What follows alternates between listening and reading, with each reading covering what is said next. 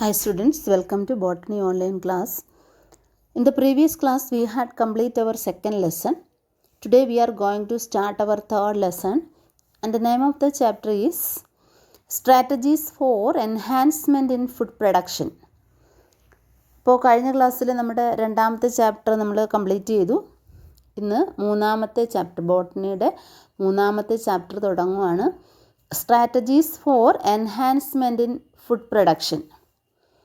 നമുക്കറിയാം നമ്മുടെ രാജ്യത്ത് വർദ്ധിച്ചു വരുന്ന പോപ്പുലേഷൻ ഇല്ലേ, ഈ പോപ്പുലേഷൻ അനുസൃതമായി ഫുഡ് പ്രൊഡക്ഷൻ ഇൻക്രീസ് ചെയ്തില്ലെങ്കിൽ രാജ്യത്ത് പട്ടിണിയും ദാരിദ്ര്യവും ഒക്കെ ഉണ്ടാവും. അപ്പോൾ അത് എങ്ങനെ വർദ്ധിപ്പിക്കാം, ഫുഡ് പ്രൊഡക്ഷൻ എങ്ങനെ വർദ്ധിപ്പിക്കാം എന്നതിനെക്കുറിച്ചാണ് നമുക്ക് ഈ ചാപ്റ്ററിൽ പഠിക്കുന്നത്. അതിന് പുതിയ കുറേ ടെക്നിക്കുകൾ ചെയ്തിട്ടുണ്ട്. അതിൽ എംബ്രിയോ ട്രാൻസ്ഫർ ടെക്നോളജി, അതുപോലെ ടിഷ്യൂ കൾച്ചർ, അതൊക്കെ നിങ്ങൾ കേട്ടിട്ടുണ്ട്. അപ്പോൾ അതിനെക്കുറിച്ച് വളരെ വിശദമായിട്ട് നമ്മൾ ഈ ചാപ്റ്ററിനകത്ത് പഠിക്കാൻ പോവുകയാണ്. Animal husbandry and plant breeding help us to increase food production. New techniques like embryo transfer technology and tissue culture and also play an important role in enhancing food production. എന്താണ് അനിമൽ ഹസ്ബൻഡറി എന്ന് പറഞ്ഞാൽ? മൃഗസംരക്ഷണം.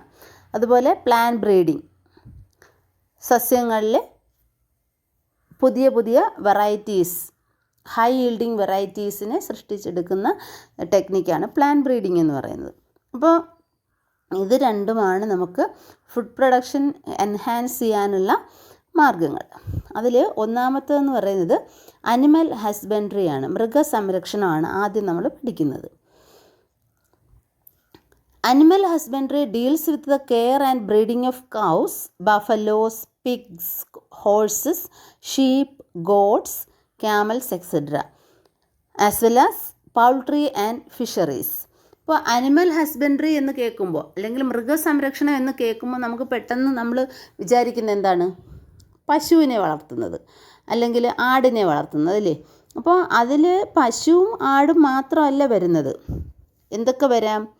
Cows, buffaloes, pig എന്ന് പറഞ്ഞാൽ അറിയാലോ, അതുപോലെ horses, sheep, got, camel, then poultry, then fisheries. Poultry എന്ന് പറഞ്ഞാൽ അറിയാലോ, കോഴി കോഴി എന്ന് പറയുമ്പോൾ അതിനകത്ത് പലതരത്തിലുള്ള കോഴികളുണ്ട്. നമ്മൾ സാധാരണ കാണുന്ന നമ്മുടെ വീട്ടിൽ വളർത്തുന്ന മുട്ടക്കോഴി അങ്ങനെയല്ല, അതിൽ പല വെറൈറ്റി കോഴികളുണ്ട്. അതുപോലെ ഫിഷറീസ്, മത്സ്യകൃഷി, അലങ്കാര മത്സ്യങ്ങളുമുണ്ട്, കഴിക്കാൻ ഭക്ഷ്യയോഗ്യമായ മത്സ്യങ്ങളുമുണ്ട്. അപ്പോൾ അതെല്ലാം ഏതിൽ വരും? അനിമൽ ഹസ്ബൻഡറിക്കകത്ത് വരും. അപ്പോൾ ഇതിനെക്കുറിച്ചാണ് നമ്മൾ ഈ ചാപ്റ്ററിൽ പറയുന്നത്. Animal husbandry involve management of animal farms and animal breeding. ഇനി അനിമൽ ഹസ്ബൻഡറിക്കകത്ത് എന്തൊക്കെ വരുമെന്ന് ചോദിച്ചാൽ എന്തൊക്കെയാണ് വരുന്നത്? Management of animal farms and animal breeding. ഈ രണ്ട് കാര്യങ്ങളാണ് പ്രധാനമായിട്ട് ഇതിൽ വരുന്നത്. അതിൽ ഒന്നാമത്തത് management of farms and farm animals. അതിൽ ഒന്ന് ഡയറി ഫാം മാനേജ്മെൻറ്റ്. എന്താണ് ഡയറി ഫാം മാനേജ്മെൻറ്റ് എന്ന് പറഞ്ഞാൽ? Dairying is the management of domestic animals for milk and its products for human consumption. മനുഷ്യന് ഉപയോഗിക്കാൻ വേണ്ടിയിട്ട് എന്ത് ചെയ്യുന്നു? വളർത്തുമൃഗങ്ങളെ പാലിനും അതുപോലെ പാലുൽപ്പന്നങ്ങൾക്കും വേണ്ടി വളർത്തുന്നു. അതിനാണ് നമ്മൾ ഡയറിയിങ് എന്ന് പറയുന്നത്. Dairying is the management of domestic animals for milk and its products for human consumption. Important animals are cows, buffalo, sheeps and goats. The milk and its products from dairy include fresh milk, pasteurised milk and fermented milk. Fermented milk includes butter, yogurt, cream and cheese. Milk yield can be increased by developing high yielding breeds and their proper care. അപ്പോൾ പാല്, അതുപോലെ പാലുൽപ്പന്നങ്ങൾ എന്ന് പറയുമ്പോൾ പാല് തന്നെ നമുക്കറിയാം, നമ്മുടെ മിൽമയുടെ പാലൊക്കെ തന്നെ നിങ്ങൾ കവറിലടച്ച് വാങ്ങിക്കുന്നുണ്ട് അല്ലേ. Pasteurised milk. പിന്നെ അതുപോലെ ഫ്രഷ് മിൽക്ക് എന്ന് പറഞ്ഞാൽ പശുവിനെ കറന്ന് നമ്മൾ അതുപോലെ ഉപയോഗിക്കുന്നു പാല്. അതേപോലെ കറന്നെടുത്തിട്ട് അതുപോലെ ഉപയോഗിക്കുന്ന പാലില്ലേ നമ്മുടെ വീട്ടുകളിൽ നിന്നൊക്കെ നമ്മൾ വാങ്ങിക്കുന്നത്, അതാണ് ഫ്രഷ് മിൽക്ക് എന്ന് പറയുന്നത്. ഇനി പാസ്ചറൈസ്ഡ് മിൽക്ക് ഉണ്ട്, അതാണ് നമ്മൾ മിൽമയുടെ കവറിലടച്ച് വരുന്ന പാലെന്ന് പറയുന്നത്. പിന്നെ ഫെർമെൻറ്റഡ് മിൽക്ക് ഉണ്ട്. അങ്ങനെ 3 തരത്തിലുള്ള പാലുകളാണ്. ഇനി ഫെർമെൻറ്റഡ് മിൽക്ക് എന്ന് പറഞ്ഞാൽ അതിനകത്ത് എന്തൊക്കെ വരും? അതിൽ വരുന്നതാണ് ബട്ടർ, യോഗർട്ട്, ക്രീം, ചീസ്, വെണ്ണ, നെയ്യ്, ഇതൊക്കെ വരുന്നത് ഫെർമെൻറ്റഡ് മിൽക്കിലാണ്. ഇനി നമുക്ക് എങ്ങനെ പാലുൽപാദനം വർദ്ധിപ്പിക്കാമെന്നാണ്. പാലുൽപാദനം എങ്ങനെ വർദ്ധിപ്പിക്കാം? Milk yield can be increased by developing high yielding breeds and their proper care. അപ്പോൾ നമ്മൾ ചുമ്മാ ഒരു പശുവിനെ വാങ്ങിച്ച് തൊഴുത്തിൽ കെട്ടിയിരുന്നാൽ പാല് കിട്ടുമോ? ഇല്ല. അതിന് വേണ്ടുന്ന ആഹാരം, അതുപോലെ തൊഴുത്ത് വൃത്തിയാക്കുക, അതിൻ്റെ കെയറിങ് എന്ന് പറയുന്നത്, നമ്മൾ എങ്ങനെയാണോ അതിനെ നോക്കുന്നത് അതനുസരിച്ചിട്ടായിരിക്കും അതിൻ്റെ ഈൽഡ് ഉണ്ടാവുന്നത്. ഇനി care of dairy animals include, ഇനി ഈ കെയറിങ്ങിൽ എന്തൊക്കെ വരുമെന്നാണ്. കെയറിങ്ങിൽ വരുന്നത് selection of high yielding breeds, അത് തന്നെയാണ് ഏറ്റവും പ്രധാനം എന്ന് പറയുന്നത്. നമ്മൾ തിരഞ്ഞെടുക്കുന്ന ഇനം ഇല്ലേ, ഒരു പശുവിനെ വാങ്ങുമ്പോൾ നമ്മൾ ശ്രദ്ധിക്കേണ്ട കാര്യങ്ങൾ എന്തൊക്കെയാണ്? ആദ്യം നമ്മൾ തിരക്കുന്നത് എത്ര ലിറ്റർ പാല് കിട്ടും, ഈ പശുവിന് എത്ര ലിറ്റർ പാല് കിട്ടുമെന്നായിരിക്കും നമ്മൾ ആദ്യം തിരക്കുന്നത് അല്ലേ. അപ്പോൾ അതാണ് ഏറ്റവും പ്രധാനം എന്ന് പറയുന്നത്, selection of high yielding breeds. Example jersey കേട്ടില്ലേ നിങ്ങളൊരു ഹൈ yielding കൗ ബ്രീഡാണ് ജേഴ്സി എന്ന് പറയുന്നത്. ഇനി രണ്ടാമത്തെ എന്താ? Proper feeding with good quality fodder. ഇനി അതിന് കൊടുക്കുന്ന കന്നുകാലി തീറ്റ ഉണ്ടല്ലോ, അതെങ്ങനെ ഇരിക്കണം? നല്ല ഗുഡ് ക്വാളിറ്റി ഉള്ളതായിരിക്കണം എന്ന് പറഞ്ഞാൽ നല്ല ഗുണനിലവാരമുള്ള തീറ്റയായിരിക്കണം പശുവിന് കൊടുക്കേണ്ടത്. Strict cleanliness and hygiene. ഇനി അതിനെ നമ്മൾ കെട്ടുന്ന സ്ഥലമുണ്ടല്ലോ, തൊഴുത്ത് എങ്ങനെയായിരിക്കണം? എപ്പോഴും നല്ല വൃത്തിയും വെടുപ്പും ഉള്ളതായിരിക്കണം. അല്ലാതെ അത് ചാണകത്തിലും മൂത്രത്തിലും കിടന്ന് ഉരുണ്ട് അങ്ങനെ ഒരു വൃത്തിഹീനമായ ഒരു അവസ്ഥയിലൊക്കെ നിന്ന് കഴിഞ്ഞാൽ പെട്ടെന്ന് കന്നുകാലികൾക്ക് അസുഖം ഉണ്ടാവും. അപ്പോൾ വളരെ വൃത്തിയുള്ളതായിരിക്കണം അതിനെ കെട്ടുന്ന സ്ഥലം. Good shelter and medical care to farm animals. ഇനി അതുപോലെ ഗുഡ് ഷെൽട്ടർ, അതുപോലെ മെഡിക്കൽ കെയർ.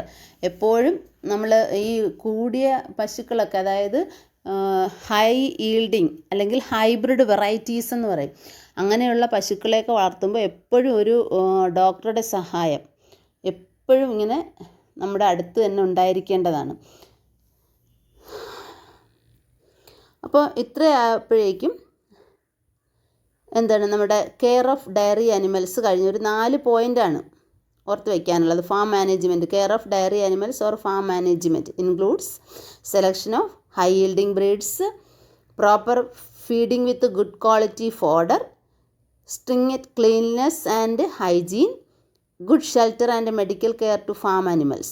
ഓക്കെ, ഇനി അടുത്തത് പൗൾട്രി ഫാം മാനേജ്മെൻ്റ് ആണ്. എന്താണ് പൗൾട്രി ഫാം മാനേജ്മെൻ്റ് എന്ന് പറഞ്ഞാൽ? Poultry is a class of domesticated fowls used for meat and eggs.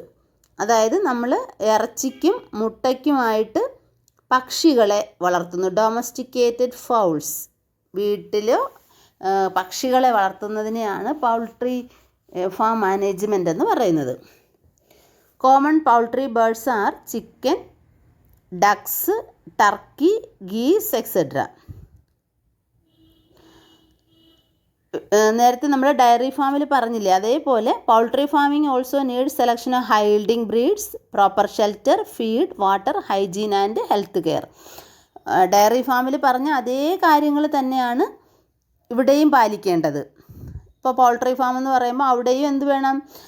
High yielding, ഇപ്പോൾ മുട്ടക്കോഴികളെയാണ് വളർത്തുന്നതെങ്കിൽ ആ ദിവസവും മുട്ട കിട്ടത്തക്ക രീതിയിൽ, അതായത് 360 ദിവസവും മുട്ടയിടുന്ന കോഴികളുണ്ട്.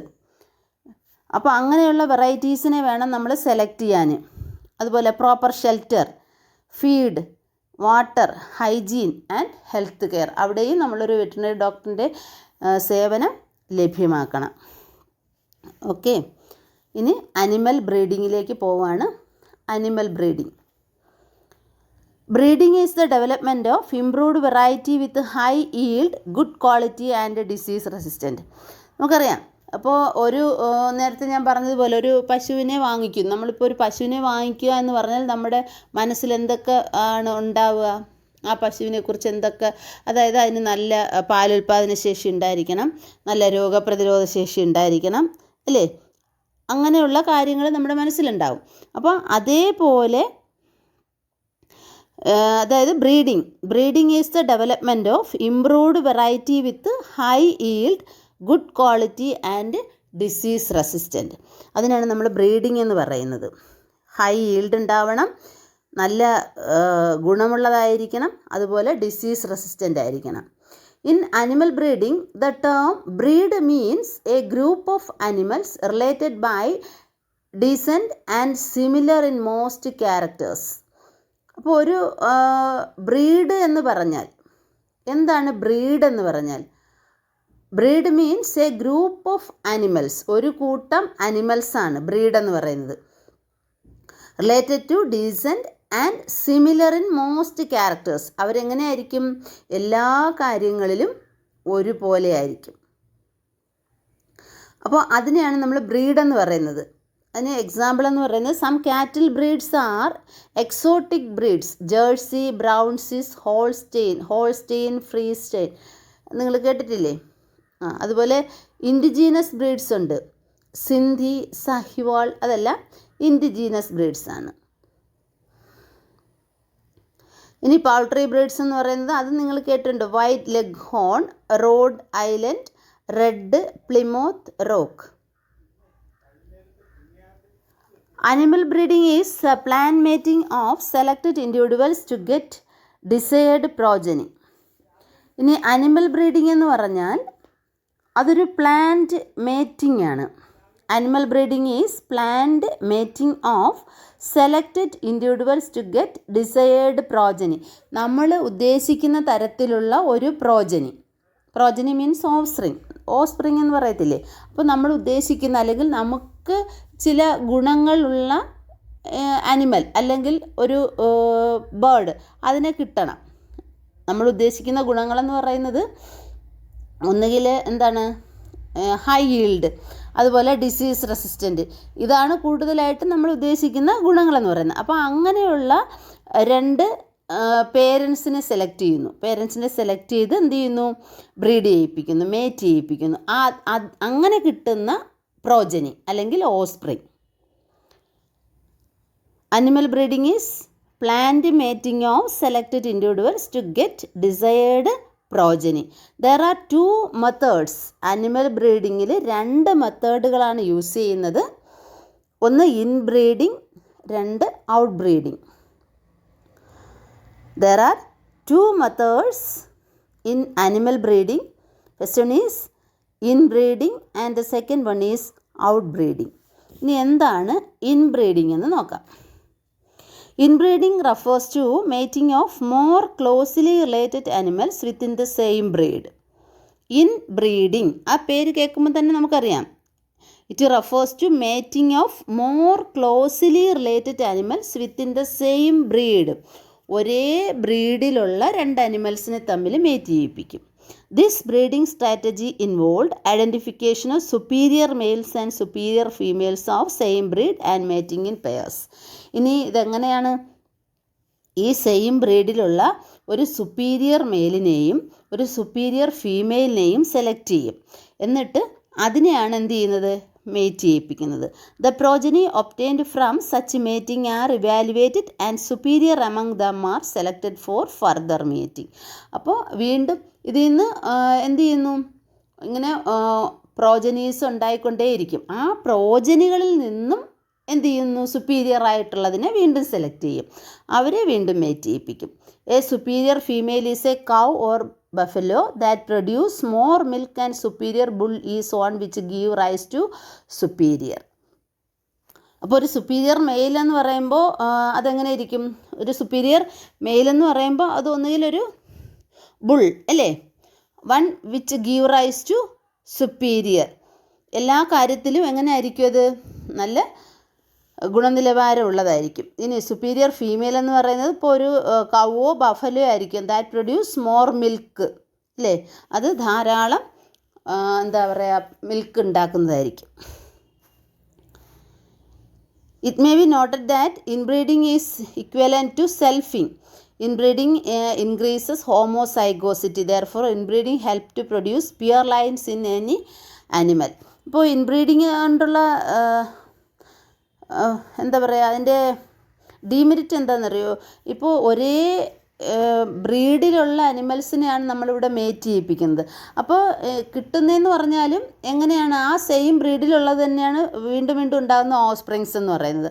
അവിടെ വേറൊരു എന്താ പറയുക ഒരു വേരിയേഷൻ ഉണ്ടാവുന്നില്ല, വെറൈറ്റി ഉണ്ടാവുന്നില്ല. Therefore inbreeding help to produce pure lines. ശുദ്ധ എന്താ പറയുക സന്തതികൾ മാത്രമാണ് അവിടെ ഇങ്ങനെ ഉണ്ടാവുന്നത്. Inbreeding exposes harmful recessive genes as they express in homozygous condition and help in their elimination by selection. അപ്പോൾ അവിടെ ഉണ്ടാകുന്ന മൊത്തം ഹോമോസൈഗസ് എന്ന് പറഞ്ഞാൽ അറിയാലോ, ഹോമോസൈഗസും ഹെട്രോസൈഗസ് ഇതൊക്കെ നിങ്ങൾ പഠിച്ചിട്ടുണ്ട്. Continued inbreeding cause inbreeding depression which reduce fertility and productivity. അതുപോലെ തന്നെ ഇങ്ങനെ കണ്ടിന്യൂസ് ആയിട്ട് ഇൻബ്രീഡിങ് നടത്തി കഴിഞ്ഞാൽ അവിടെ ഇൻബ്രീഡിങ് ഡിപ്രഷൻ ഉണ്ടാവും. ഒരു 4-5 തലമുറ ഉണ്ടായിക്കഴിഞ്ഞാൽ പിന്നീട് എന്ത് ചെയ്യില്ല, അത് പ്രഗ്നൻ്റ് ആവില്ല, മനസ്സിലായില്ലേ, ഗർഭധരിക്കത്തില്ല. അങ്ങനെ വരുമ്പോഴത്തേക്ക് അതിൻ്റെ ഫെർട്ടിലിറ്റി നഷ്ടപ്പെടും. തുടർച്ചയായിട്ടുള്ള breeding. Inbreeding depression in animals could be overcome by outcrossing. അപ്പോൾ ആ ഇൻബ്രീഡിങ്ങിനെ നമ്മൾ എങ്ങനെ ഓവർകം ചെയ്യും? ഔട്ട് ക്രോസിങ് എന്ന് പറയുന്ന പ്രക്രിയ വഴി നമുക്ക് എന്ത് ചെയ്യാൻ പറ്റും? ഇൻബ്രീഡിങ് ഡിപ്രഷൻ ഓവർകം ചെയ്യാൻ പറ്റും. ഇനി അടുത്തതെന്ന് പറയുന്നത് ഔട്ട് ബ്രീഡിങ് ആണ്. നേരത്തെ പറഞ്ഞില്ലേ അനിമൽ ബ്രീഡിങ്ങിന് 2 മെത്തേഡ്സ് ഉണ്ട്. ഒന്ന് inbreeding, 2 out breeding. Out breeding devices. ഇനി അടുത്തത് എന്താണ് ഔട്ട് ബ്രീഡിങ് എന്ന് നോക്കാം. അതിൽ ഒന്നാമത്തേന്ന് പറയുന്നത് outbreeding are of different types. Outbreeding എന്ന് പറയുന്നത് വ്യത്യസ്ത തരത്തിലുണ്ട്. അതിൽ ഒന്നാമത്തത് outcrossing, then 2 crossbreeding, 3 inter specific hybridization. ഇങ്ങനെ 3 തരത്തിൽ ഔട്ട് ബ്രീഡിങ് നടത്തുന്നുണ്ട്. അപ്പോൾ അതിൽ ഒന്നാമത്തേന്ന് പറയുന്നത് ഔട്ട് ക്രോസിങ് ആണ്.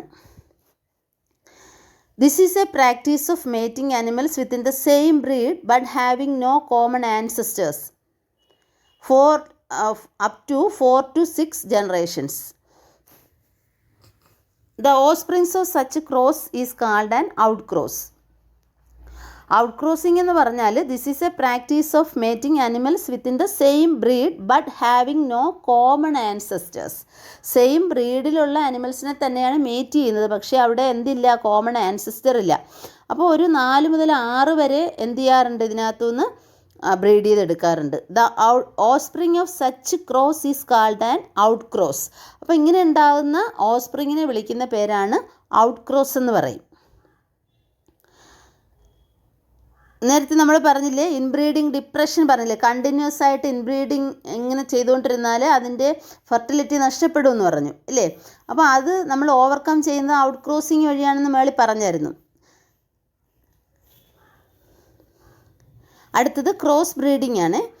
Here superior males of one breed are mated with superior females of another breed.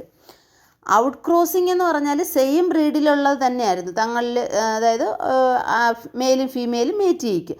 പക്ഷേ ക്രോസ് ബ്രീഡിംഗ് എന്ന് പറഞ്ഞാൽ here superior males of one breed are mated with superior females of another breed. അതായത് ഒരു സ്പീഷീസിൽ അല്ലെങ്കിൽ ഒരു ബ്രീഡിൽപ്പെട്ട മെയിൽസിന് വേറൊരു ബ്രീഡിൽപ്പെട്ട ഫീമെയിൽസുമായിട്ട് ബ്രീഡ് ചെയ്യിപ്പിക്കും. The progeny is called hybrid. അപ്പോൾ അതിനെയാണ് നമ്മൾ എന്തെന്ന് വിളിക്കുന്ന, ഹൈബ്രിഡ് എന്ന് വിളിക്കുന്നത്. In progenies the desirable traits of 2 breeds are combined. അപ്പോൾ ഇങ്ങനെ വരുമ്പോഴത്തേക്ക് ഈ പ്രോജനിക്ക് എന്തിൻ്റെ സ്വഭാവം, ഈ 2 ബ്രീഡിൻ്റെയും സ്വഭാവം ഉണ്ടായിരിക്കും. Example brown Swiss and Sahiwal, രണ്ടും കൗ വെറൈറ്റീസ് ആണ്. Hybrid themselves may be used for commercial production. ഇനി ഹിസാർഡെയിൽ എന്ന് പറയുന്നത് ഒരു ഷീപ്പ് വെറൈറ്റിയാണ്. ഹിസാർഡെയിൽ ഇതേപോലെ ഹൈബ്രിഡ് വെറൈറ്റി ഷീപ്പാണ്. അതുപോലെ Karan Swiss cow developed in national dairy institute Karnal. ഇത് എക്സാമിന് ചോദിക്കുന്നതാണ് കേട്ടോ. കരൺ സ്വിസ് എന്ന് പറയുന്നത് ഒരു കൗ വെറൈറ്റി ഹൈബ്രിഡ് കൗ ആണ്, developed in national dairy institute Karnal. അതുപോലെ ഹിസാർഡെയിൽ എന്ന് പറയുന്നത് ഒരു ഷീപ്പാണ്, ഡെവലപ്ഡ് ഇൻ പഞ്ചാബ്. ഇനി അടുത്തത് ഇൻ്റർ സ്പെസിഫിക് ഹൈബ്രിഡൈസേഷൻ ആണ്. Inter specific hybridization. Here male and female of 2 different species are mated. രണ്ട് വ്യത്യസ്ത സ്പീഷീസിലുള്ള മെയിലിനെയും ഫീമെയിലിനെയും തമ്മിൽ എന്ത് ചെയ്യുന്നു? മേറ്റ് ചെയ്യിപ്പിക്കുന്നു. Often the hybrid may be sterile but may show combinations of desirable characters of both parents. അതിന് എക്സാമ്പിൾ എന്ന് പറയുന്നത് മ്യൂളാണ്. Inter specific hybrid between male donkey and female horse. അപ്പോൾ രണ്ട് വ്യത്യസ്ത സ്പീഷീസിൽപ്പെട്ട മെയിലിനെയും ഫീമെയിലിനെയും തമ്മിൽ എന്ത് ചെയ്യുന്നു? മേറ്റ് ചെയ്യിപ്പിക്കുന്നു. അപ്പോൾ ഇവിടെ മ്യൂൾ എന്ന് പറയുന്നതാണ് എക്സാമ്പിൾ. എന്തിനെയൊക്കെ തമ്മിൽ മേറ്റ് ചെയ്യിപ്പിച്ചത്? മെയിൽ ഡോങ്കിയും ഫീമെയിൽ ഹോഴ്സും കൂടി ചേരുമ്പോൾ കിട്ടുന്ന ഒരു ഓസ്പ്രിങ്, അതാണ് മ്യൂൾ. പക്ഷേ ഒരു പ്രത്യേകത എന്താണെന്നറിയോ? The mule is sterile. ഇങ്ങനെ ഉണ്ടാകുന്ന ഓസ്പ്രിങ്സ് എന്ന് പറയുന്നത് സ്റ്റെറൈലായിരിക്കും. അവർക്ക് ഫെർട്ടിലൈസേഷൻ കപ്പാസിറ്റി ഫെർട്ടിലിറ്റി കാണൂല. But more strong animal than the donkey and used to carry luggages in hilly areas. പക്ഷേ കഴുതയേക്കാളും അല്ലെങ്കിൽ കുതിരയേക്കാളും കുറച്ചുകൂടി പവറുള്ള അനിമലായിരിക്കും ഈ മ്യൂൾ എന്ന് പറയുന്നത്. മനസ്സിലായില്ലേ? അപ്പോൾ അതാണ് ഇതിൻ്റെ പ്രത്യേകത. ഓക്കെ, ഇനി അടുത്തത് ആർട്ടിഫിഷ്യൽ ഇൻസെമിനേഷൻ ആണ്. അത് നമുക്ക് അടുത്ത ക്ലാസ്സിൽ പറയാം. ഓക്കെ.